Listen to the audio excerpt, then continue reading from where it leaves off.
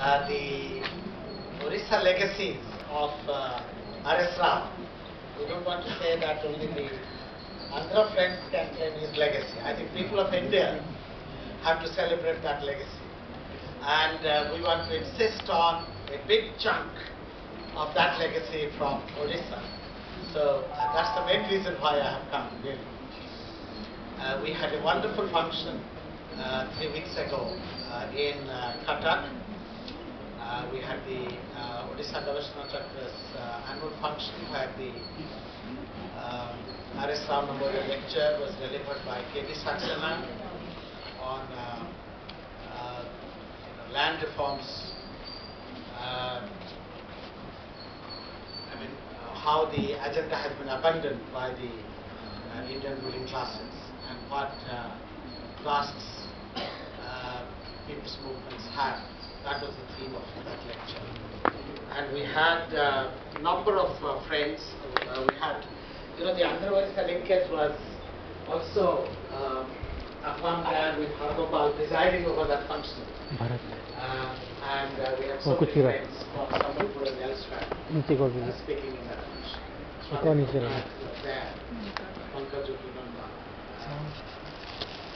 Now,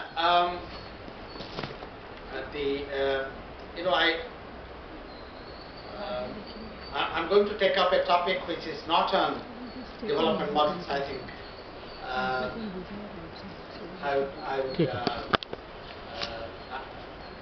I could have given that paper, but I wanted to choose this particular paper. It is called the Ghinwa Santhal Thesis on Violence, actually on revolutionary violence.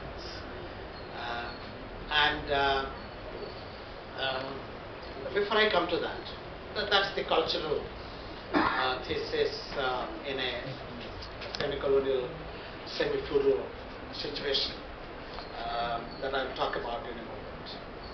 But continuing the discussions in the morning, I couldn't follow the Telugu deliberations very much. They were equally rich.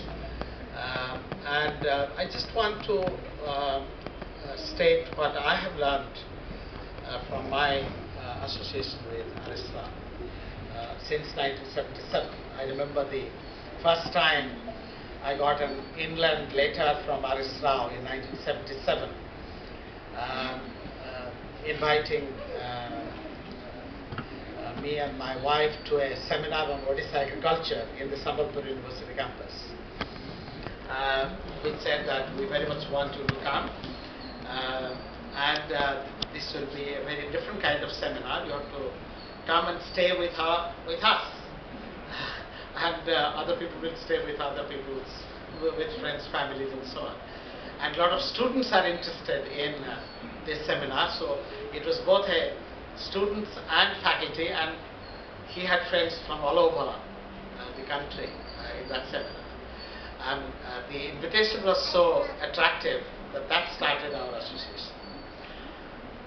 And agriculture has been the continuing theme.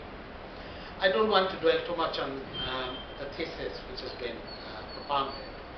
The main thing I want to emphasize is the application of dialectical and historical materialism, the RSRao way. Authentic and creative way. We all sort of grew up trying to understand and apply Marxist method in the wake of the Chinese Cultural Revolution and the Naxalite movement and the turbulence in the world, the challenge to American imperialism, the Vietnam War, the debates on development, and so on. The two things which were both authentic and creative, and that's the difficult part, how to be authentic as a Marxist, dialectical, historical, materialist, and creative in the sense of explaining what was happening and had not been analyzed before. That really helped us to understand his thesis of capital without capitalism. That helps us in the last 20 years to understand how globalization, which is a form of imperialism, operates with many dimensions which are in the same framework of semi-colonial, semi-feudal formation. But at the same time, when you have a global middle class, global entrepreneurial class, global capitalist class, how that has the same operative rules of exploiting labor, using pre-capitalist formations, so the capital without capitalism thesis is to be understood in terms of understanding the new forms of exploitation and operation of global capital in the high-tech era, in the new communication era, in the new cultural explosion era. And same with caste, gender and ethnic dimensions in class analysis. I mean, the creative dimension of applying theory of contradictions to this concrete operation of class society in patriarchy, in a Dalit context, Dalit oppression context, in a Gujarat kind of state-aided Hindutva operating fascism context, an ethnic domination context, and so on. So how to be authentic and creative at the same time, that is the RSRao legacy. And so when the contemporary scenario reinforces the semi-feudal, semi-colonial thesis in this moment, that is what comes as the most important theoretical tool. The Marxist method that RSRao and Bharati have explained, developed, and so on, explains that authenticity and creativity at once. Well, let me come to this little paper. This is about a story, a very short story that one of Odisha's great writers, Bhagavati Panigrahi, wrote in 1936. And Bhagavati Panigrahi's centenary was 2008. And in Calcutta, there was a seminar when I happened to participate there. I began to sort of apply my Marxist methodology of of today to understanding Bhagavati Panigrahi, the Sikha. The film Mrigaya of Mrinal Sen is based on that story. Everybody interprets Sikar in his or her own way, but he has interpreted. But you can get broadly the theme from that film, and you will know the story as I go on. I'm sure it is translated in Telugu. I hope so. If it is not, please do it without any delay. It's one of the most powerful stories of 20th century.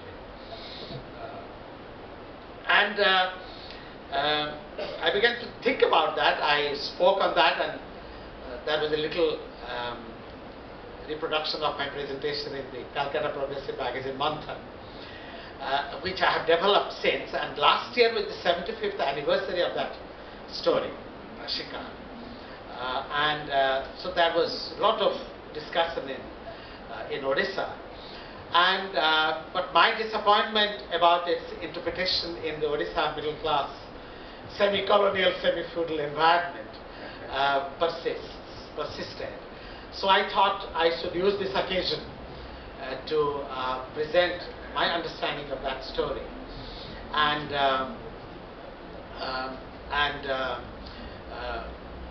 draw broader attention to the thesis on what I call revolutionary violence. Um,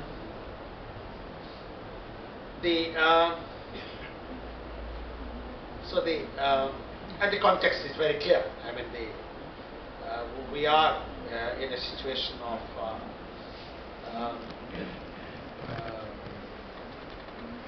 increasing violence, revolutionary violence, oppressive violence, state violence, and many kinds, and day-to-day violence in not only Central India, all over the country. We have oppressive violence and atrocities and Dalits. I was in Odisha last month for 2 weeks, and the mass rape, that is a very heinous crime committed on a Dalit girl. So that was in the news, and there are many such caste and gender-based violence reports all over the country. Now, so in my view, the Bhagavati Panigrahi's immortal story, Shikar, meaning the hunt, 1936, may provide a useful reference point to the contemporary discourse on violence. The story of the Santal tribal Ghinua, the name is Ghinua, it's a non-Sanskritic name, as you can see. Ghinua tells us how he was driven to kill the fleeing landlord, Govinda Sarkar, as the last resort. That is the point I want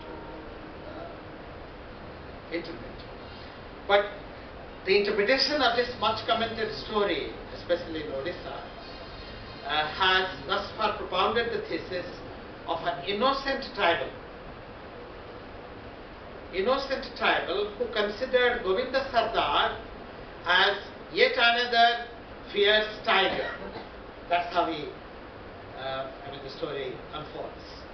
That here is another fierce tiger. He beheaded him.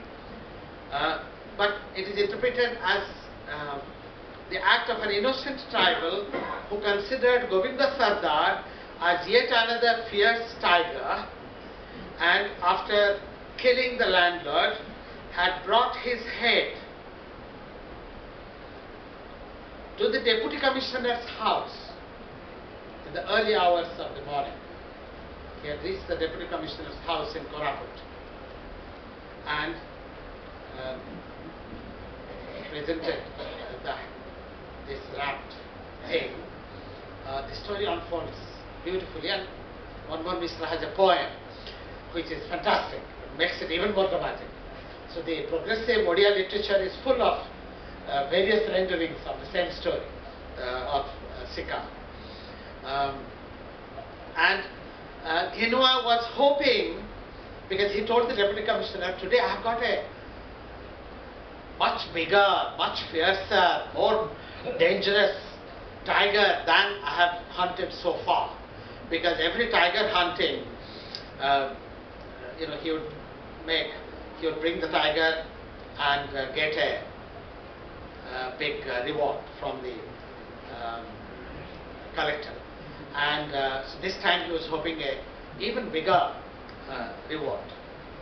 Hoping actually that the Deputy Commissioner would, as usual, reward him for hunting an even more powerful animal. Bhagavati's account of the trial, because, as you will see, he's asked to wait, and the collector, because he opens, and the collector is horrified to see the human head of this Govinda Sardar, somebody known to him. And so he goes, he telephones and gets the armed forces to come and arrest him. And then there is a long trial, and the trial is depicted also in the story. And the trial has been thought to further reinforce the innocence thesis.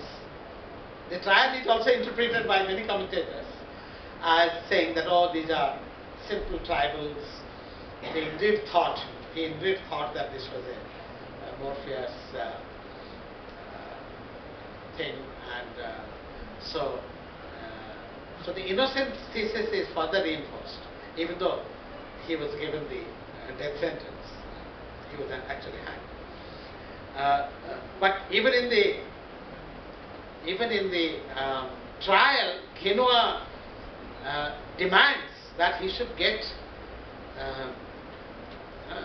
Sunarupa Puraskar, that is a reward in gold and silver. That right up to the moment of hanging, he is expecting, and that is interpreted to reinforce the innocence thesis. I would like to contest this interpretation and argue that it was a considered act by Ghenua. And the story gives us a powerful account of the class, ethnic, gender exploitation carried on under the aegis of the colonial state. And so that is a colonial state which is protecting and nurturing feudalism. There are three elements in the treatment of violence in the Shikar story. One relates to the structural violence perpetrated by the landlord and the colonial order, feudal and colonial order. The second depicts the plight of the tribal areas, pointed out in the story, that presents an account of rebellion against colonialism and feudalism. And there is a description of this rebellion in the story, and one of the rebel leaders was Chapat Singh. And this Chapat Singh, a rebellion leader, a tribal anti-colonial rebellion leader, he was killed. Chapat Singh was killed by the British mercenaries commander named Dora. And Dora was rewarded by the British regime. So, Ghenua says that, look, you rewarded the wrong person. He killed a person who was protecting the land, who was protecting the rights of the tribals, Chapat Singh, the leader. So, whereas Ghenua, who killed this fierce landlord, should be rewarded justly. So that is a treatment of this rebellion, colonial, anti-colonial rebellion, and its leader Chapat Singh, who was killed, you can say, encountered, killed by the, or maybe, this mercenary army of the British. So this is the second thing. There is a discussion of various kinds of violence, rebellion, and then the repression and the colonial armed operation against the rebels in this story. And the third element in this story is the excellent characterization of the state as an organization of violence to perpetrate the colonial feudal order. And the court proceedings showed how the courts legitimatized, how the judicial process legitimatized that process, that oppressive state. That also comes out very clearly in the story. So a story that talks about structural violence, class, ethnic and gender. A story that talks about rebellion and repression. A story that talks about the characterization of the state and the judicial process legitimatizing that colonial feudal state, is a very powerful formulation on this Genua thesis on violence. Let's look at these three elements a little more in detail. Genua, this tribal, describes how the landlord, Govinda Sardar, was more fierce than the tiger, because he defends his own case. He doesn't engage a lawyer. And this Govinda Sardar had taken over the possession of many people's land, including Genua's land. So Govinda Sardar. And he was deprived of his source of livelihood. So the tribal farmer had become a daily wage laborer in some construction work of roads and so on. And this Sardar was responsible for that. He says he has amassed a lot of property by looting everybody. Hence he was a big devil. This is the translation from the story. He has killed many people, rendered so many families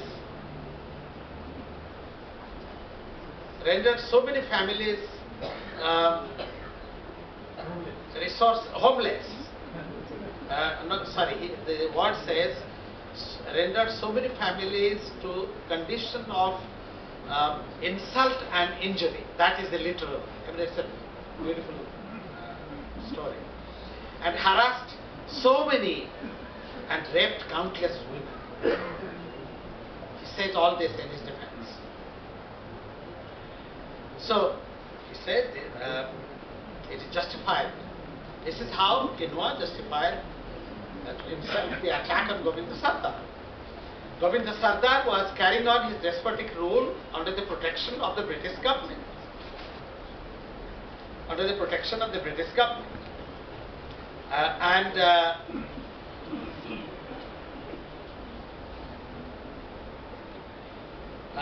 this becomes clear when the deputy commissioner, after seeing the head of the Govinda Sardar, telephones and procures the armed police force. And Genua is taken to custody, and there is a description, moving description. He's taken to custody, shackled, handcuffed, with his legs tied in chains. And this whole trial is yet another evidence how the state maintained the violent structure of oppression. So the structural violence is very clear in the story. Second, equally evident is the fact that tribals had risen in revolt against colonial rule. I mean, this is now documented. Unfortunately, historians have only recently begun to document it, but it's documented in literature adequately, and that's linked the people's literature adequately. Now, of course, the Shumapati's studies have documented the Koraput Adivasi uprisings. Adritis Acharyas, that's the new book on Odisha history. This is Acharya group. And there is a whole description about how the expropriation of forest resources was going on, and how the British established direct control and domination in the tribal areas. Jhapat Singh, the rebel leader, appears as a contrast to Govinda Sardar, the landlord. So there were, you can say, millenarian rebel leaders. And the British regime had announced rewards on the head of Jhapat Singh, the rebel.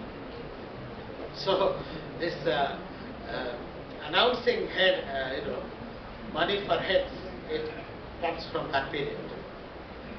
And the killer agent named Dora the mercenary leader, had got 500 rupees as reward from the deputy commissioner for killing Japat Singh.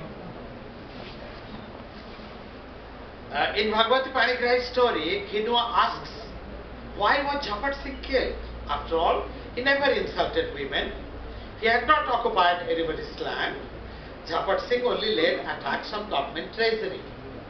This rebellion, these rebels, they used to attack only government treasury and had killed some armed guards.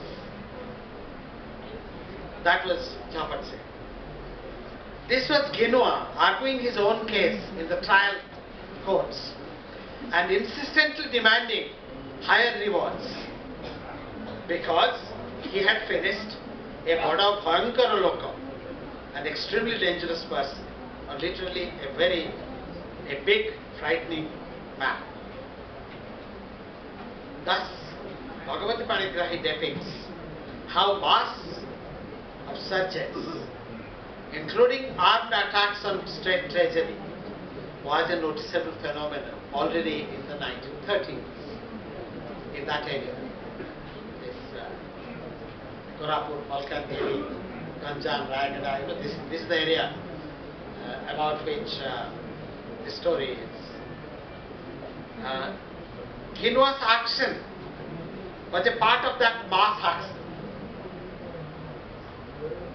That's the message that Bhagavad Panigrahi conveys. Many times before, people had tried to kill Govinda Sarkar, but they had failed. The Sardar always carried a rifle in his hand. This landlord always carried a rifle and was accompanied by armed guards.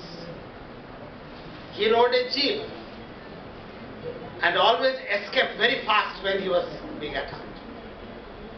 That fateful day, and this is the